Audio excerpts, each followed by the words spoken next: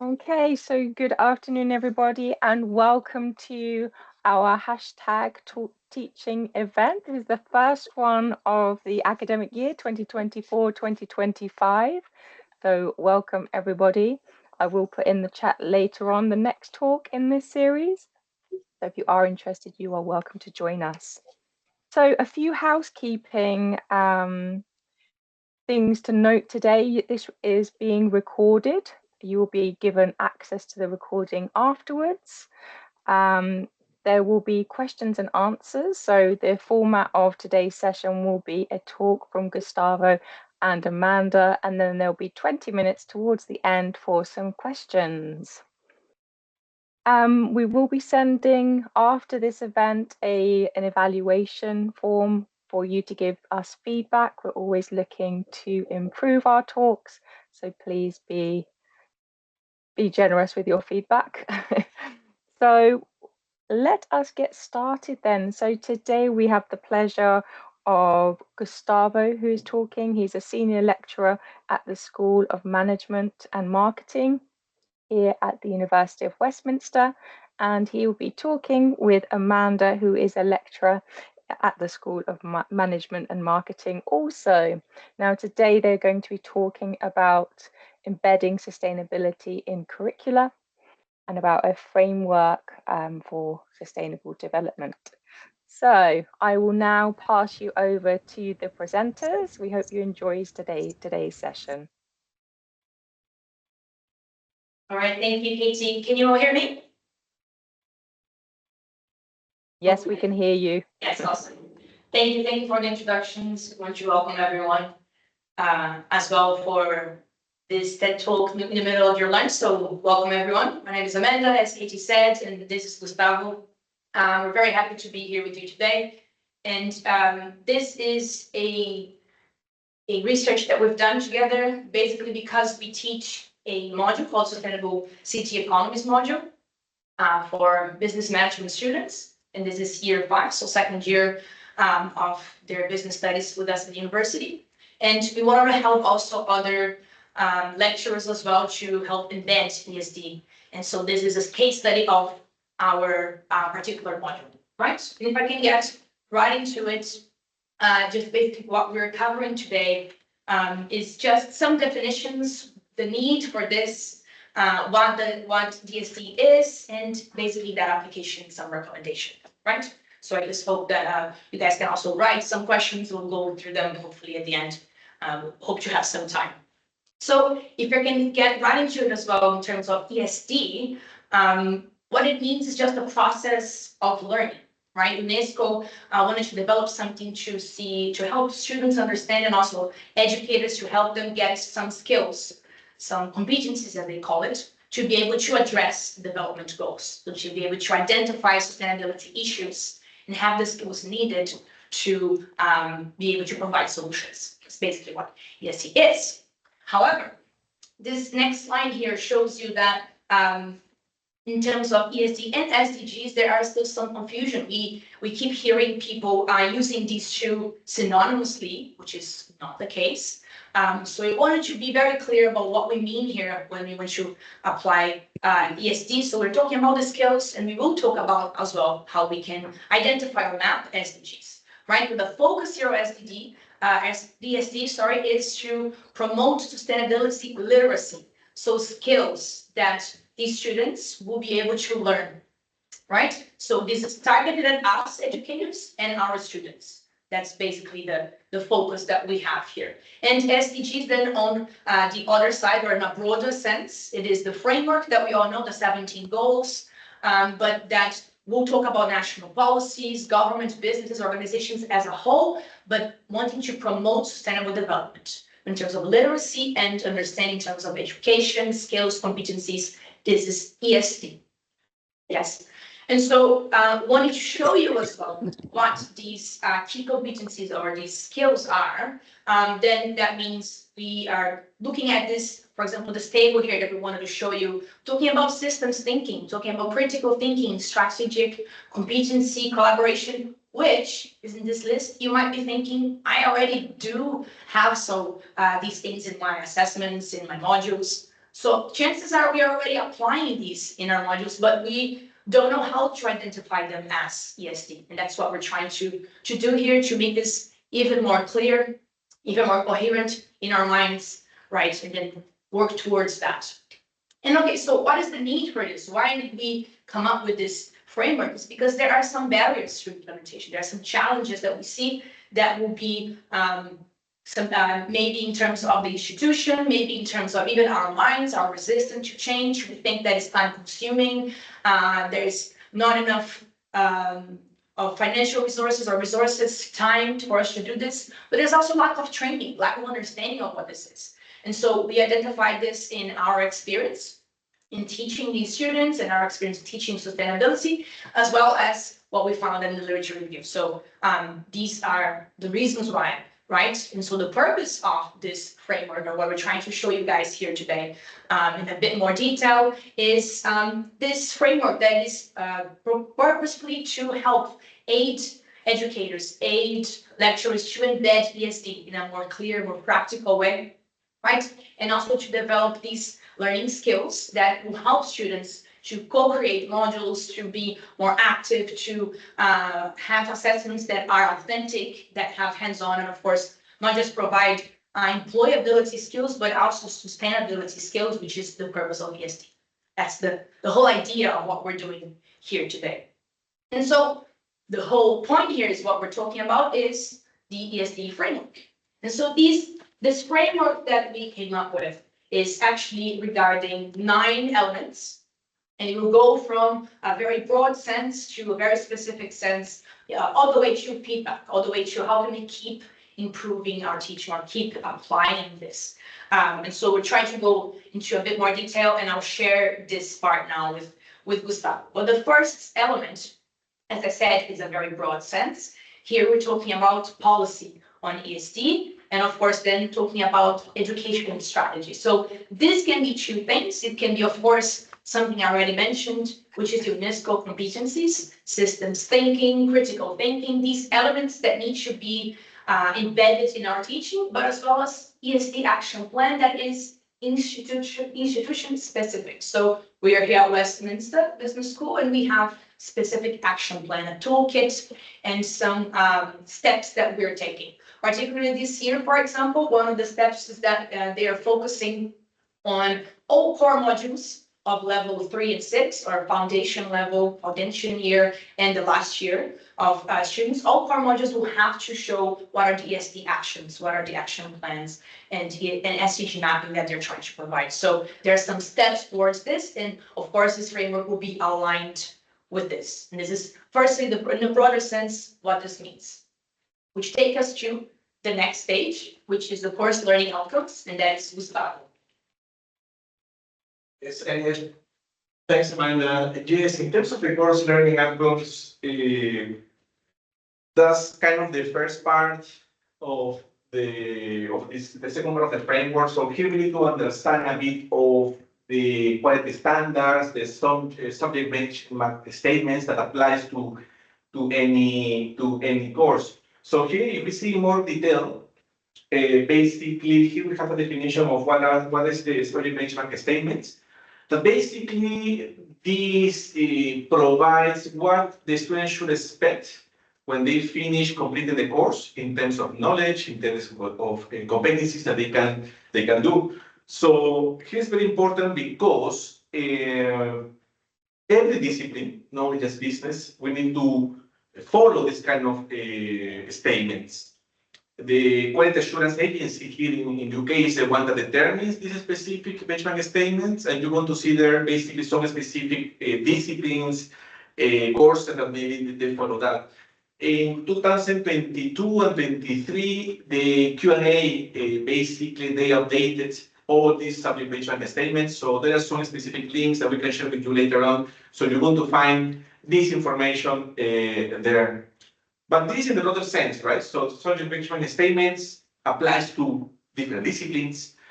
In terms of business, if we just focus in business management, there is one kind of framework which is the 6 descriptors that you can see there. Basically, again, no, these descriptors, you want to find it from level 3 to level 8, which means foundations until PhD. And here in UK, we have 3 kind of undergrad levels of years. And basically, here in the right-hand side, you see the example of these benchmark statements from the 6 descriptors in level 5. At the top, you're going to see level 5, different categories of competencies that the students should learn after they complete that specific module or course. So why is important? Because all this information is going to help us to identify, to formulate our course learning outcomes, and then later on our learning outcomes. We don't have to use all of them, but traditionally, basically, we always focus in the cognitive skills, right? The idea is just to maybe incorporate different type of competencies that not only just cognitive, but maybe the more practical skills, how to work with other students. And you might notice this, basically this might be aligned with the UNESCO competencies for sustainability that Amanda mentioned. Here as well, you're going to have here's what we did here in this table is, okay, in order to develop our course, we need to follow some benchmark statements. 1, 2 that help us is the 6 descriptors. In the right-hand side, you want to see the UNESCO competencies.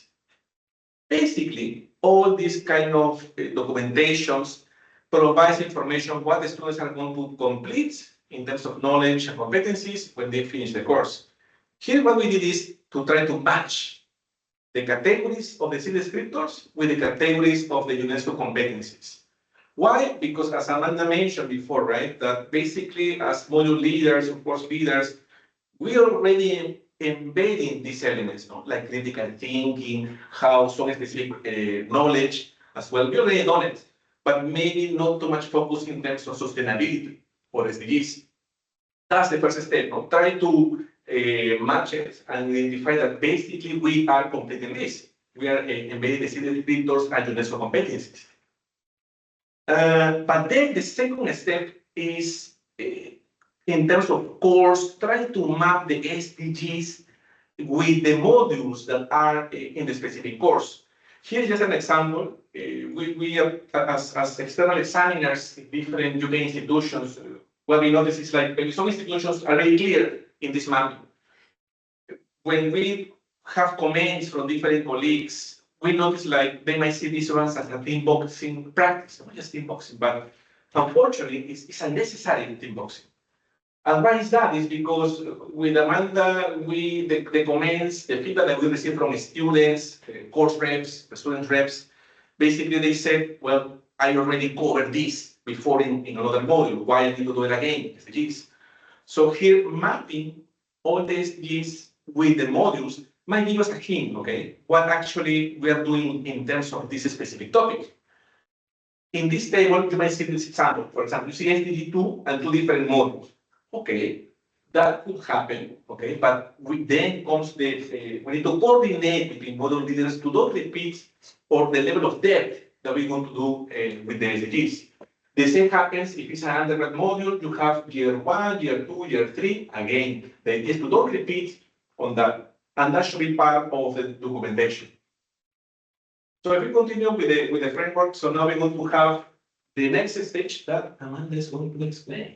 Yes, we're trying to split this because there's different ways that we want to talk about this. So just continuing what you said in terms of course learning outcomes. Now, of course, this brings it down to the module learning outcomes. And again, linking what Gustavo has said, we all have performance, we all have very clear instructions and what we want to accomplish, what are the learning skills as well that we want to teach students. But then when we want to focus on the SDG mapping, right? And we said it is going to be or feel like a tick boxing exercise, but it's actually very important because here when we have just the course learning mapping, right? Just saying module X is going to deal with SDGs 1, 2, and 3, for example. Here, when we look at the module performa, you have that in green, that element here that says sustainability. This is for a module, it is a core module on level 6 that we took as an example. And our suggestion within this framework is to then what are the SDGs that we're actually really focusing on and providing more explanation, understanding of the indicators, the targets that are within that goal. And so not, generally mentioning SDGs, but actually focusing on what they mean and what we actually want to accomplish with them. And in particular, the SDG here, we mentioned sustainability in the module pro forma, just because, SDGs, the title, the key word can change, which has changed in the past and might change again in the future. So we mentioned sustainability as a general broad sense, which might not change. So the SDG mapping, of course, starts in the course level, because we're trying to show that to other the course leaders, the module leaders, but of course it has to only get to that point when we come from the modules as well. So the modules have to start mapping what are the main SDGs to avoid repetition, to avoid students thinking that we're just doing this for the sake of it, but actually show these are the issues that we need to accomplish. We need to provide solutions. We need to think about projects that will also target these issues. And that's why it's important to map them in the course level and in the module level. Which then brings us back to the framework again. And then here, Gustavo will talk about pedagogy within the ESG. Yes. Thanks, Amanda. So basically, in terms of the pedagogy, the Education for Sustainable Development framework does not specify one specific pedagogy. Basically, they mention like we should select the pedagogy that is more suitable for the learning experience of our students, right? So basically, this might vary according to the discipline. So if we see more in detail now, this specific part, from all the pedagogy, we only just try to highlight 3 of them, okay? So that's why you see in the bullet points that in order to select what is the pedagogy that maybe is not in these 3 kind of main ones, we need to understand the context of the students, the specific capabilities that we would like them to learn. And I'm going to start learning from 2 of them that look very similar, project-based learning and problem-based learning. Both of them, basically, they try to find a problem and they try to find a solution. The main difference is going to be like, well, problem-based learning, this is a broader real-world problem. In project-based learning, it's more specific. It's more specific, and also when the students finish that specific solution for that specific problem, basically, they're going to demonstrate it by creating a product, an artifact, a report, a video, or something that is going to target one specific kind of client, okay? So for that reason, in project-based learning, another difference is like the lecture is the only one who facilitates that experience, but meanwhile in project-based learning, well, you have to, right? The lecturer who provides some information about how it's going to be structured the module, but you have the clients or the company that maybe is going to provide the real problem, some characteristics of the problem. In either case, these pedagogies that have been used in different disciplines, in business, in science as well. Meanwhile, the team-based learning, the other one in the left, has been used more in kind of social science as well, in engineering as well. And here, the lecturer is the one who's going to facilitate the experience. And team-based learning basically is students want to work in teams for the whole weeks of that module. And they want to complete a quiz individually. And they're going to complete the same quiz as a team that promotes discussion. And that's another kind of way that students maybe might have applied the concepts and understand the some skills related to sustainability. So yes, so 3-1, but also there are other ones, tools as well. So if we go back to the main framework, we're going to see the following stage that is linked to, I think. Oh, yep. Yeah. Oh, not that one. Yeah. So, okay, we started very broad on the policy. We're looking at the course, which some of us are just module leaders, we're not course leaders. So, there depends on the level here. And then we're looking at ways or the pedagogy we're going to use in a broad sense in our module. And now we're looking at module design. And again, when we're discussing this with Gustavo, we're thinking, what are the ways that even we could improve, or even training, about training the whole time, how we can get ideas here and how to break this down. And then the recommendation that we have, which is also something that I want to continue to follow and get more training on this part, is actually the ARENA blended connected curriculum design training, or the ABC curriculum design training, which some universities do, or you can get this outside of that. And what this training or this design training does is it's gonna start breaking down within weeks, right? So it's a very clear storyboard that of learning activities or learning outcomes we want to see with these students. And that's when we can start embedding the ESD, the skills, besides, of course, the pedagogy, which we already have been embedding it, but now we're going to see these activities in a very clear sense. So we have the other question, if you want to actually embed sustainability, is my module actually covering social or environmental issues? Because we see environmental issues being addressed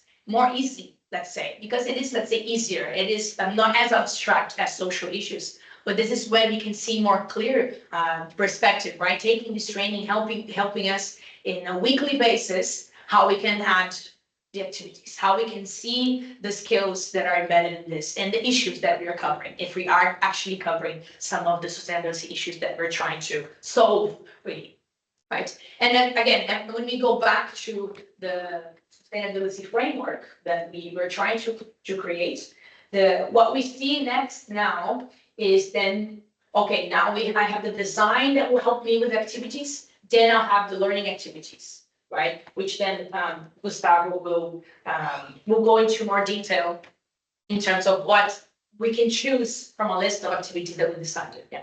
Yes, thanks, Evan. So yes, basically, this is going to be linked with the training, right? That we should have as a model leaders, of leaders. So if we see more detail about what the learning activities include, we're going to see, again, we need to ask that question that I mentioned before. The module leader, we should reflect on our modules are covering any social and environmental issues. Because I think so, in a sense, all of us, we are using, we are applying elements of SDGs, but maybe we don't call it SDGs. Okay, and I think that's kind of the most basic question, important social and environmental issues. When we identify this topic is social, this environmental, then we can do the mapping with the SDGs. That's kind of the first step that we recommend. And when we do this mapping of SDGs, for example, in our modules, we have 12 weeks of classes. Does not mean that we need to embed SDGs in all the 12 weeks of classes. There might be some specific weeks that maybe we cover one, or in total we cover 2 or 3 kind of SDGs. That will depend of the content of the module.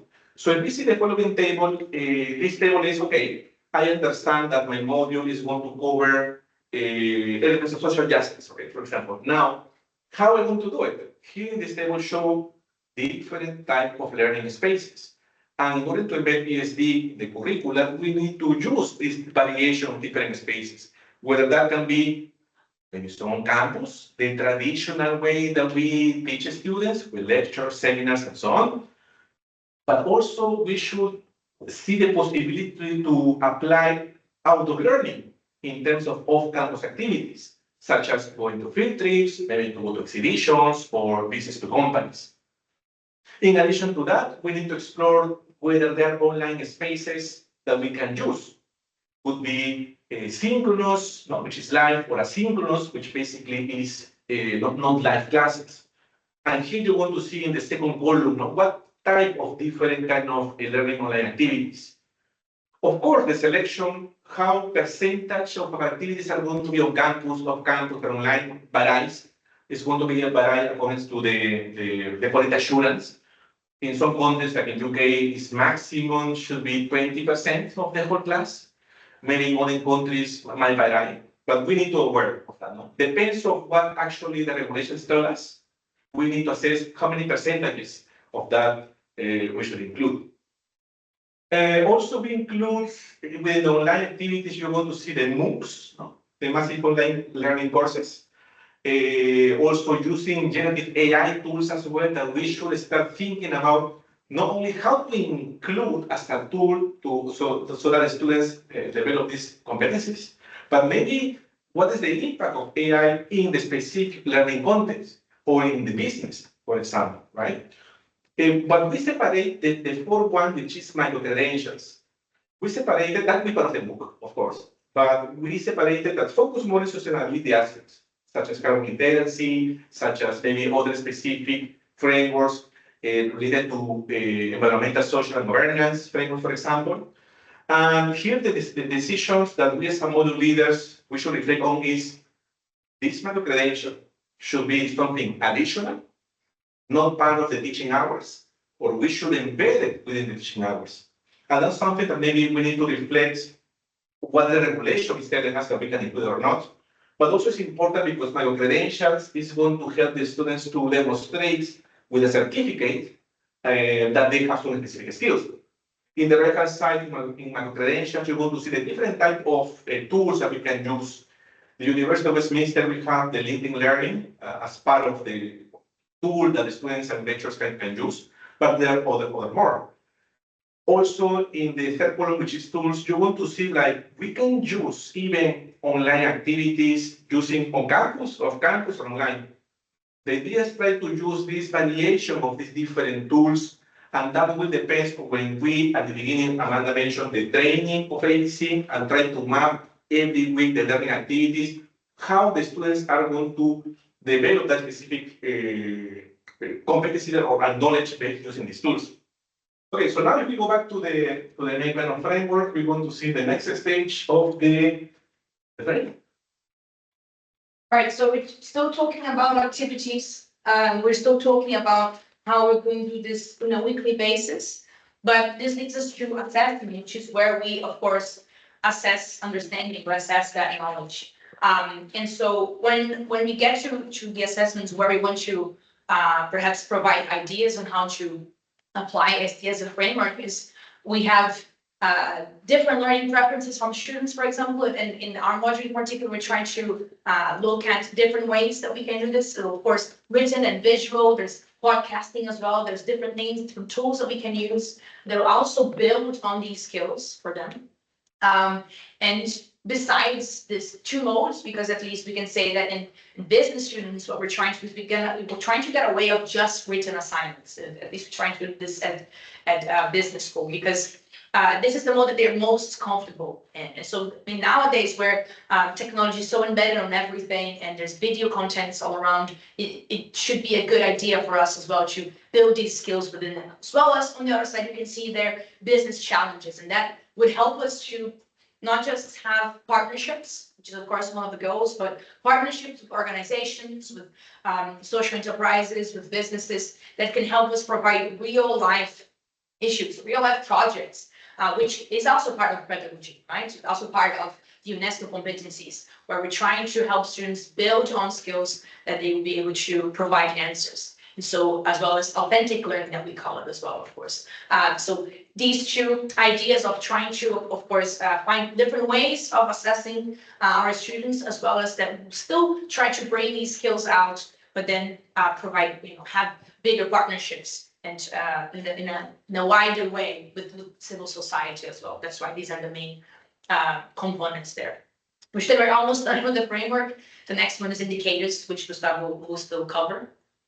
Talk about indicators. Yes, in terms of the indicators, basically we're going to have the usual one that some module leaders we have, which are the short term, whether they are basically the grades based on the assessment, the student model evaluations, or maybe the results from micro-credentials, that if we embed it in the module, we want to see maybe who completed or not that micro-credential.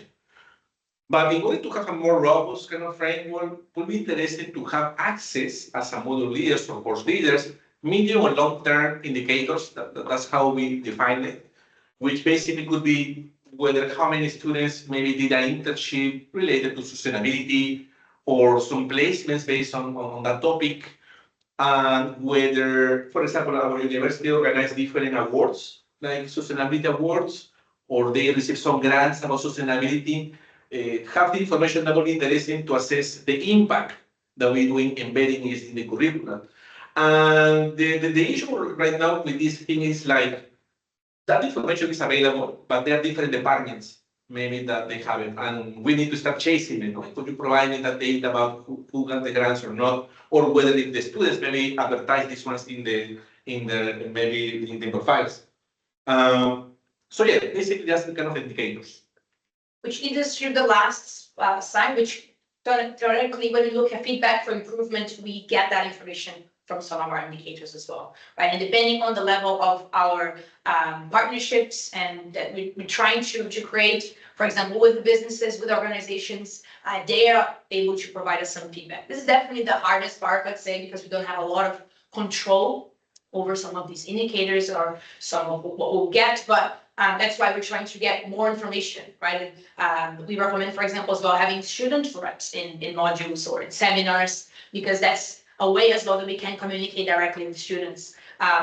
Something we did last year as well that I think is worth mentioning is that Gustavo and I had some feedback for our Sustainable City Economies module, where students wanted to see even more elements of businesses. And so, of course, we looked at what we were trying to do already, and we were saying, okay, what are ways that we can actually include more of this or make it clear? Maybe they were there, but maybe it wasn't as clear to students. And so having sustainability in business, especially because that's basically the course that they're in, it just makes it more clear for them. And of course, peer-on-peer feedback. I think that's also important to create that atmosphere, create that environment where we can give feedback to one another and continue to build on this. And that's basically the framework that we wanted to show you guys, and we developed from the our own module, which then leads us to the next stage, which is then the application of this SD framework in our Sustainable City Economies module.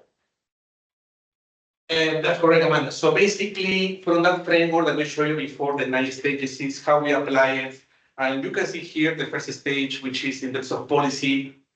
Basically, we have understanding. We did this match of the competency for sustainability that UNESCO produced with the CETI descriptors, and also you want to see the course learning outcomes there.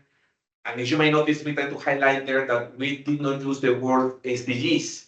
We focus more on the broader aspect of sustainability, social, environmental, and some specific parts. Meanwhile, in the module learning outcomes, again, 4 learning outcomes, broader concepts in terms of sustainability, social, environmental, economics, but also there are some linkages with some specific SDGs that we expect in this specific module be focused. In terms of pedagogy, we are using problem-based learning, we attend the ABC training, and how we want to design the learning activities. We have the traditional ones, lecture seminars, we have on campus, but also we have online activities. Especially the last week is online. And in the seminars, also the students have the chance to do a field trip. And we offer 2 options. The students can do the field trip, it's a walking tour in London, or the virtual tour, which basically is a video. In terms of assessment, Amanda mentioned to explore different ways that the students can demonstrate knowledge. So we have one report, which basically is more written kind of demonstration of skills, and a poster, which is more for visual learners. And then we have here the indicators. Yes, so we're trying to show you, ideas of what indicators are and how we can track this and track these changes, if they're working as well, if the students are responding, if they are actually understanding the knowledge and the skills you want to pass on. And of course, grades are as well one of the indicators where we can see that. And you can see that we put assessment 1, we have a poster, which we also mentioned in the framework, that we have a poster, a more visual way of doing the assessment, and the report as a kind of normal or more traditional written assignment. And you can see there as well, when we compare with the last 3 years, that students respond better, or the grades are better in the report than the poster.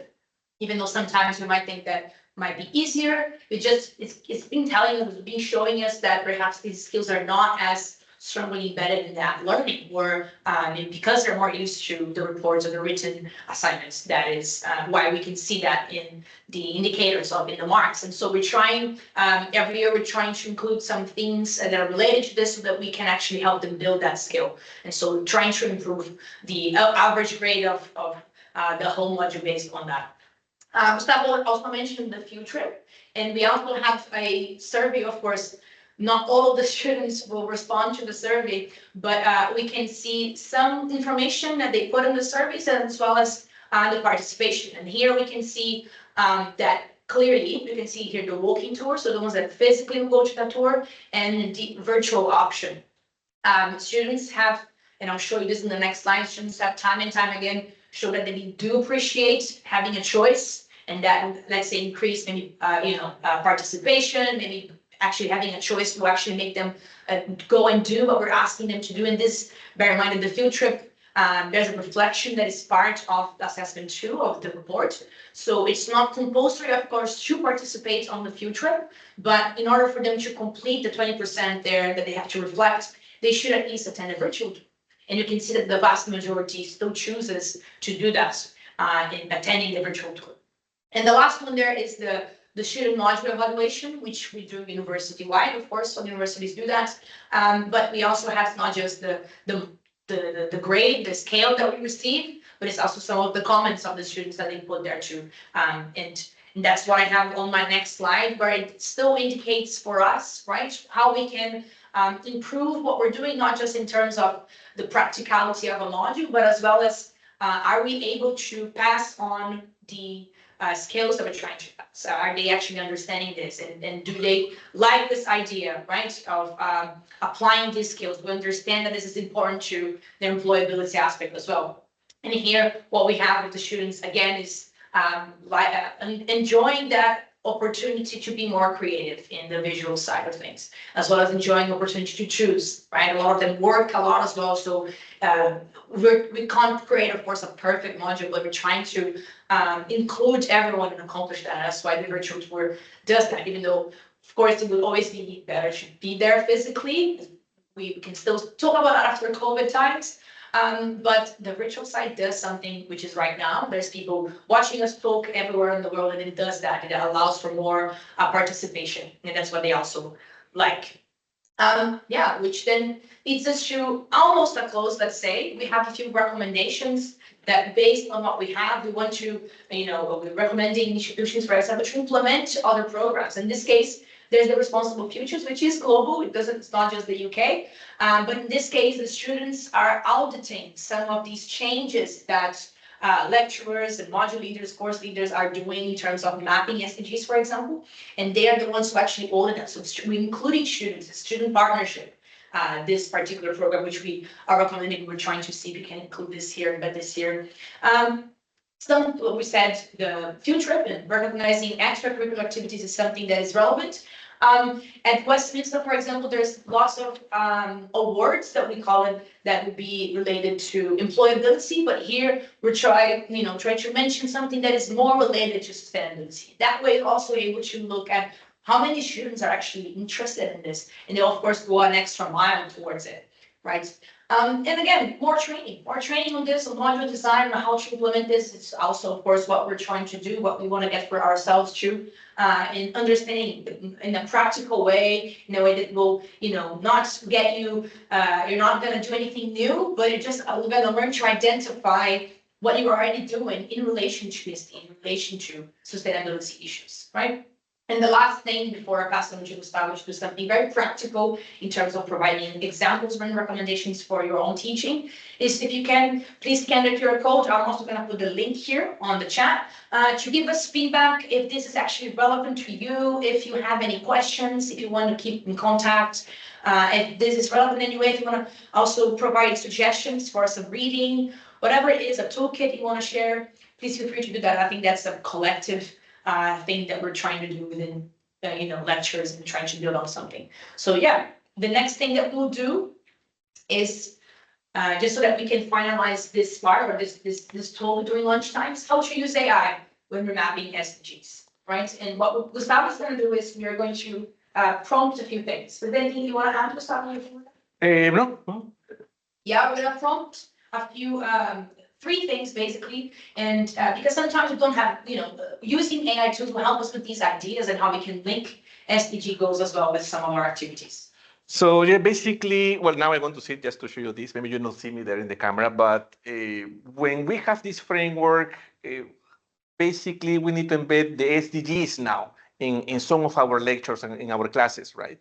So here we have two different options. We can use any AI tool. University of Westminster, we're using a Microsoft Copilot. It's part of our package that we can use it. And the advantage to use Copilot, at least in Westminster, is like when we do the searching on that, that information is not go outside Westminster, it stay in kind of our own kind of university. That's kind of advantage. But maybe what we want to do right now might help you. You can use any other AI tool that might help you in order to embed the SDGs. So, okay, so in order to do this, okay, let's stop here. We want to open Copilots. So, for example, I want to open this. We want to use here Copilot. Hopefully, it's going to work. And it might ask us to sign in. Let me see if we can just sign in here. And then when we have here in Copilots, this is basically the specific site that we're going to, here we can write the prompt. So basically we were just doing some trials, okay? So maybe we still don't know actually what are going to be the prompts. So basically here we just, we did a test, no? Maybe asking what sustainable development goals are related to. Is a very broad prompt. It's not perfect prompts, okay, for one specific module. And let's see when we run the prompts, it's going to give us. This specific practice, I think we recommend to do it after the training, the ABC training, when we try to map some learning activities, or could be during the training, just to see what SDGs maybe might be linked with my module related to research methods. Could be any other module, of course, okay? We need to understand as well that in Copilot, in any AI tool, maybe the response might not be perfect. Okay, so the next step is we, the module leaders or core leaders, to scrutinize all the information that maybe we are not going to use all the SDGs that they provided, okay, the advisors. So we need to be more selective and identify which one, but at least this is a first step. It's kind of a little help in order to identify what SDGs. Of course, if we open the SDGs website portal, we can find more information linked with all of these specific SDGs. So there is one way, one prompt where basically we ask a question which is more broad, is the module, but what we recommend basically is to have to identify what are going to be the learning activities that we're going to use every single week in our module. Here in our case is called the module handbook. And what I want to do right now is 12 weeks of classes. In a very fast way, I want to copy all the learning activities that we're going to have. And basically, I go back to the prompt here. In here, I want to add something, right? For example, let's do this.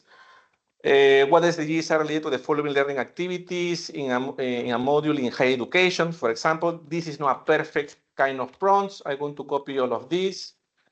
So then I'm going to do it again. Sorry. Let's do it again because I pressed the wrong enter. So I copy here the prompts, and at the end I go in here and pasted all the learning activities. And what it's going to do, Copilot or any AI tool is going to match the specific learning activity. For example, the SDG link to the sustainability performance in different cities, no? Or any other kind of here is going to map what SDGs.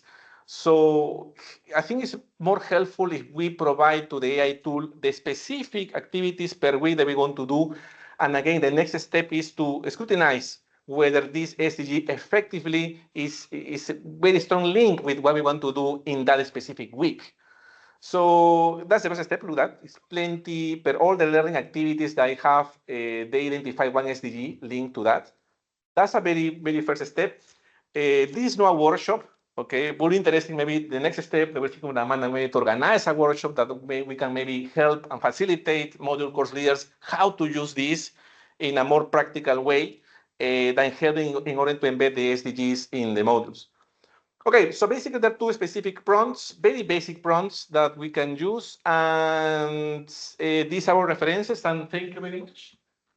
If you have any questions, please let us know, and we want to be more than happy to answer it. Thank you very much, Gustavo and Amanda, for your very inspiring talk today and offering us some very practical insights. I think there are a few questions in the chat, so I'll just direct you to those. And then if anybody wants to ask Gustavo and Amanda a question, please raise your hand. So first question, is it possible to get the slides for the presentation? Is that something that we can share with everybody? I know a recording will be shared. We are thinking about that. Maybe there is a national repository, national teaching repository that maybe we're thinking us to publish, because we can identify indicators of many downloads or views. So that's something that maybe we are thinking to do it. Okay, so we'll get back to you on that one. Definitely a recording will be shared with everyone here today. Can the SDGs be embedded within every dissertation final thesis module?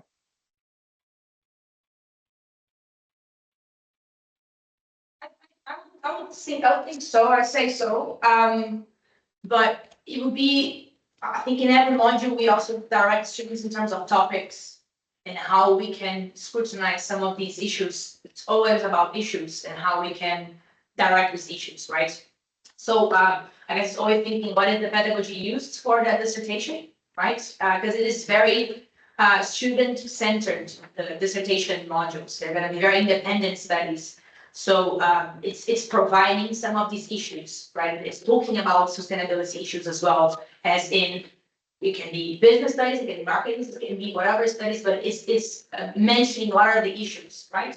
And they always ask these students to provide issues with that. So I guess that will be my answer. So yes, I believe that it's a way absolutely to do that. But it will be exploring how we are showing these issues to students and ways that we can scrutinize that, because basically that's in the last year of the course, right? We can think of years 1 and 2, they got enough skills that would allow them to actually scrutinize these issues and provide answers, provide solutions through their research. Also, I would add on that. No, it's like, that's why when we did the prompt, for example, it was a very basic question. No?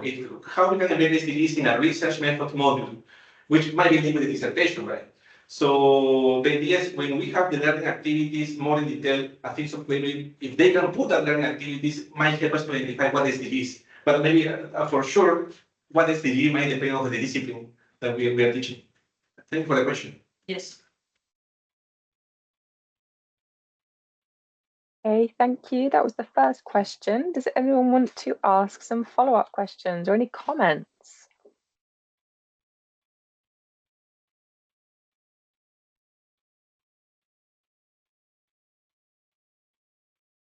Few people leaving now to go to other meetings. No problem.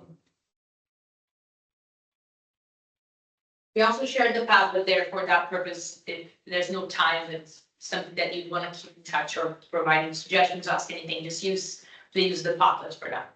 And also, we want to share by email the feedback form for today's session. We will appreciate if you can just fill in that form later on.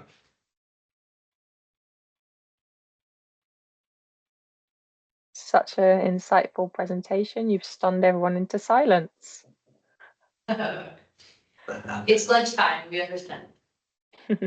Yes, and also something that's just comment on the next step that we are thinking is whether to just organize some workshops with a more practical view on this, and of course, if somebody in the institutions, we have the attendance fees, and we saw people from different UK universities here in Ireland as well, and we were just happy actually just to see how things actually want to work, especially to speak more practical, like a workshop.